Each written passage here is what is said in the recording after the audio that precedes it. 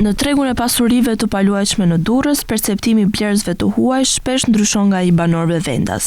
Ndërsa të huajt prirën të fokusohen te afërsia me detin dhe potencialin e qërras sezonale, vendasit i japin më shumë rëndësi cilësisë së jetesës gjatë gjithë vitit, mirëmbajtjes së ndërtesave dhe nivelit të infrastrukturës. Sipas studimit të Investropa, perceptimi i banorëve lokal tregon se disa zona të qytetit konsiderohen të mbi vlerësuara nga blerësit të huaj. Ndërto përmenden disa blloqe në zonën e plazhit, ku çmimet për apartamentet me pamje nga deti janë të larta, megjithse cilësia e ndërtimit dhe menaxhimi i ndërtesave shpesh nuk përputhen me këto çmime. Po ashtu, pjesë të shkëmbit të Kavajës shihen si zona shumë tërheqëse gjatë sezonit veror, por vendasit theksojnë se gjatë dimrit ato bëhen të qeta dhe me aktivitet të kufizuar. Një tjetër zonë që konsiderohet e mbi vlerësuar mbeten disa segmente të reja pranë projektit të jahteve dhe të marinës në Durrës. Sipas banorëve, disa prona po shiten me çmime që reflektojnë një projekt të përfunduar, ndërkohë që infrastruktura dhe afatet e realizimit të plotë të projektit mbeten ende të pasigurta.